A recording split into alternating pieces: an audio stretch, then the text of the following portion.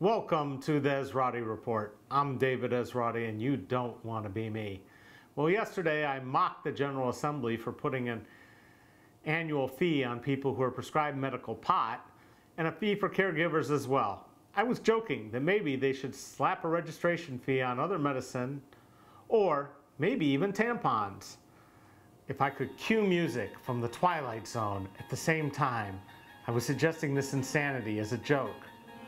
The General Assembly was actually discussing finally taking the sales tax off feminine hygiene products. Imagine that. Our legislators are willing to do something nice for women while they're busy trying to return back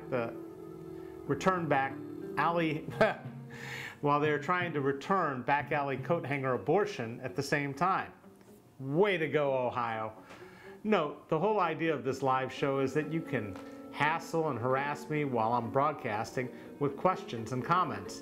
You know, ask me questions so I can try to answer them, which is unlike what any of your elected leaders do when you go to speak at public meetings. So we're still waiting for comments in the live stream. Maybe we'll even have to offer a prize for the first live commenter. Please, I'm looking. Where's our comments? Back at the Statehouse, they've been busy tinkering with the Ohio high school graduation requirements. You know, the test that's supposed to say the last 12 years of school actually accomplished anything? Never mind, they failed for over 20 years to fix the unconstitutional school funding formula in Ohio. The news media went to ask Chester Finn of the Fordham Foundation about the Fordham Institute about this, which is kind of funny because he's the #1 proponent of basically unregulated charter schools, and he had something to say. We went one step further and actually gave Chester the test, which he promptly failed. Can we please stop letting amateurs run education in Ohio, from school boards to lobbyists for fake schools? Calling the Fordham Institute a prominent education think tank is like calling this real news.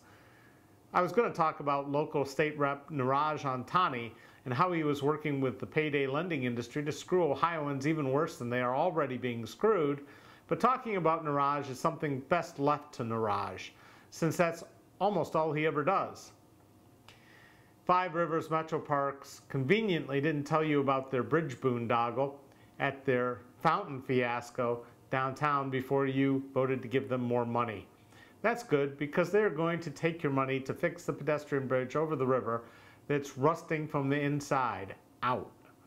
Now, let's see.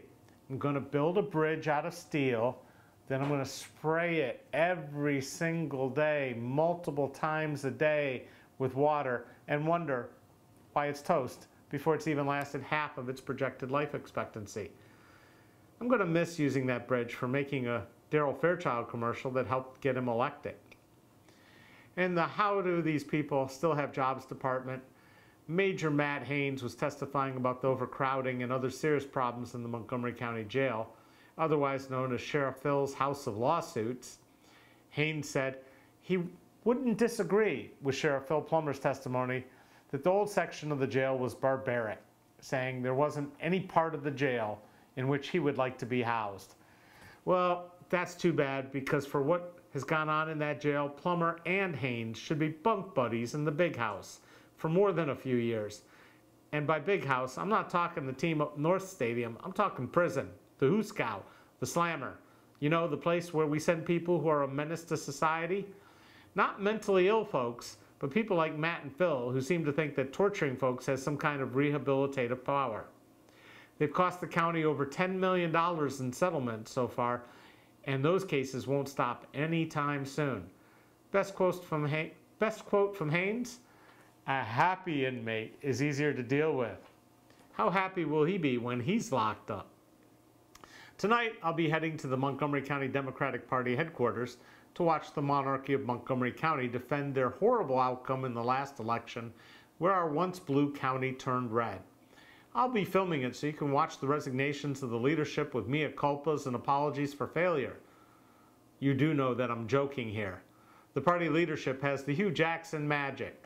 No matter how badly they fail, they keep their jobs, and even if they do get fired, get another.